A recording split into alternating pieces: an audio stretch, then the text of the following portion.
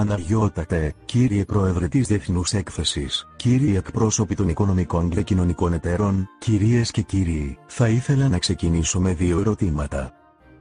Ερώτημα πρώτο. Υπάρχει Έλληνας που δεν πιστεύει ότι μπορούμε, ότι θα τα καταφέρουμε?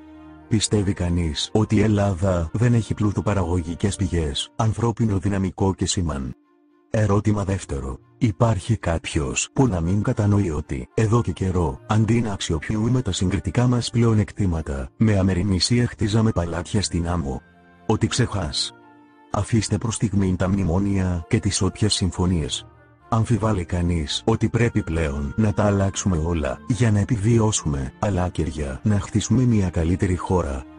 Αμφιβάλλει κάποιος ότι πρέπει η Ελλάδα να διατηρήσει τον ευρωπαϊκό προσανατολισμό της και να διατηρηθεί στη ζώνη του ευρώ? Είμαι σίγουρος ότι όλοι συνειδητοποιούμε και πού βρισκόμαστε. Πριν από σχεδόν 2 χρόνια, ο λαός μας ζήτησε να απελευθερώσουμε τις δημιουργικές δυνάμεις της χώρας από βάρη και δουλείες. Ζήτησε επανάσταση.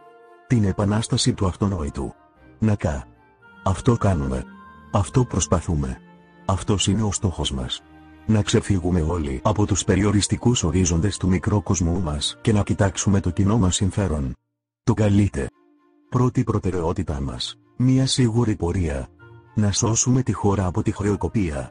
Το μέγεθος του προβλήματος, τεράστιο.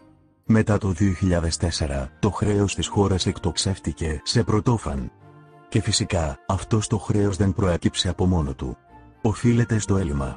Σε ένα έλλειμμα που ακολούθησε εξέφρανη πορεία τα χρόνια πριν από το 2009. Το 2009 ξεπέρασε το 2015. Απόδειξη, η πορεία των εσόδων και δαπανών του κράτους.